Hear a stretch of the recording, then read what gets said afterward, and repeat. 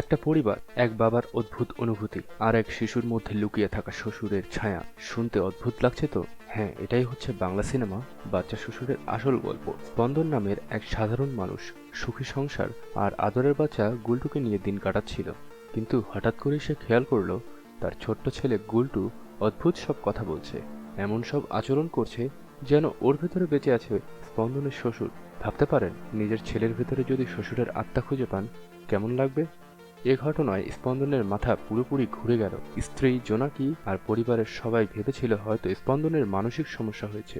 Doctor, ওঝা, exorcism সব চেষ্টা করলো, কিন্তু সমাধান মিলল না, বরং সমস্যা আরো জটিল হতে লাগলো। পরিস্থিতি এমন হলো যে স্পন্দনকে মানসিক হাসপাতাল পর্যন্ত পাঠিয়ে দেওয়া হলো। কিন্তু সত্যিই কি সে পাগল হয়ে গেছে, নাকি গুলটুর ভেতরে লুকিয়ে আছে কোনো রহস্য? সিনেমা যতই এগোয় ততই দর্শকরা টান টান উত্তেজনায় বসে থাকে। বাচ্চা শ্বশুর আসলে শুধু কমেডি বা ড্রামা নয়, এখানে আছে পারিবারিক আবেগ, সম্পর্কের টানাপোড়েন আর এক অবিশ্বাস্য রহস্যের গল্প। হাসিও পাবেন, আবার ভাবতেও বাধ্য হবেন। তাহলে আপনি কি বিশ্বাস করবেন একটা বাচ্চার শরীরে সত্যিই শ্বশুরের আত্মা ঢুকতে পারে? এমন অদ্ভুত প্লট নিয়েই তৈরি করা হয়েছে বাচ্চা শ্বশুর।